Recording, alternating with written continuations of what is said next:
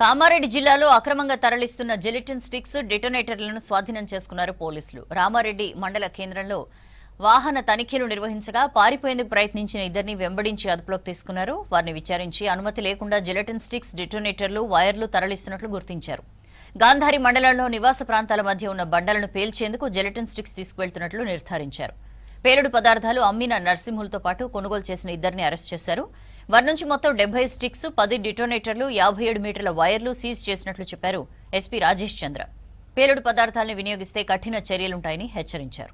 వీళ్ళకు ఎక్కడొచ్చింది ఈ మెటీరియల్ కనుక్కున్న తర్వాత వీళ్ళకు నిజామాబాద్ కమిషనరేట్ నుంచి ఒక మ్యాగజైన్ నుంచి కూడా ఇది ఇల్లీగల్ మీన్స్ లో వీళ్ళకు బ్లాస్టింగ్ కోసము వచ్చినట్టుగా మాకు తెలుస్తోంది. ఆ ఇన్ఫర్మేషన్ తోటి మేము ఫర్దర్ గా అక్కడ వెళ్ళి చూస్తే అక్కడ ఒక మూడో వ్యక్తిని కూడా మేము అరెస్ట్ చేయడం జరిగింది.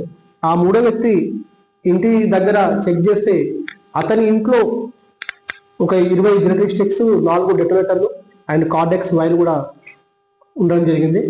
అతన్ని తీసుకొని మేము ఆ మ్యాగజైన్ దగ్గరికి వెళ్ళి చెక్ చేస్తే ఆ మ్యాగజైన్ లో మాకు కొన్ని లాగ్ బుక్స్ దొరికాయి. లాగ్ బుక్స్ కూడా కంప్లీట్ ఇంప్రాపర్ షేప్ లో ఉన్నాయి. సో ఎంత మెటీరియల్ ఉంది, ఎంత మెటీరియల్ బయటకు పోయిందో కూడా క్లియర్ గా వాళ్ళు కూడా తెలియని పరిస్థితి ఉంది. వాళ్ళు ఎక్కడ కూడా ఎంట్రీ ఎగ్జిట్స్ కానీ, అమ్మిన వాళ్ళ డీటెయిల్స్ కానీ, తీసుకున్న వాళ్ళ డీటెయిల్స్ కానీ ఎక్కడా లేకపోవడంతో ఆ లాగ్ బుక్స్ ని కూడా సీజ్ చేయడం జరిగింది.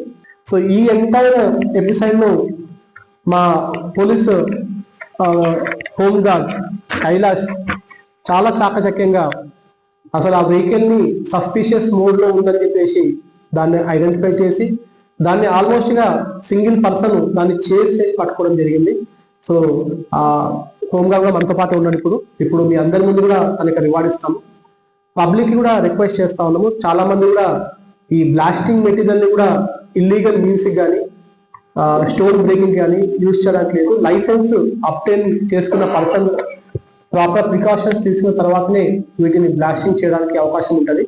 అండ్ ఈవెన్ ఈ మ్యాగజైన్ నుంచి కూడా ఎవరైనా సరే దాన్ని పర్చేస్ చేయాలంటే కూడా ఒక ప్రాపర్ ప్రొసీజర్ ఉంది. దాంట్లో ఆన్లైన్ లో రిక్వెస్ట్ జనరేట్ చేయడం అండ్ అక్కడ నుంచి ప్రతి మూమెంట్ కూడా ఈ బ్లాస్టింగ్ మెటీరియల్ ది ట్రాక్ అవుతుంది పోలీస్ నుంచి. కానీ కొంతమంది కొంత డబ్బు ఈజీగా జనరేట్ చేసే ఉద్దేశంతో దీన్ని ఇల్లీగల్ గా మిగతా వాళ్ళకి అమ్మడము, దాన్ని ప్రాపర్ గా ప్రికాషన్స్ లేకుండా దాన్ని వాడితే ప్రాణ నష్టం అండ్ ఆస్తి నష్టం జరిగే అవకాశం కూడా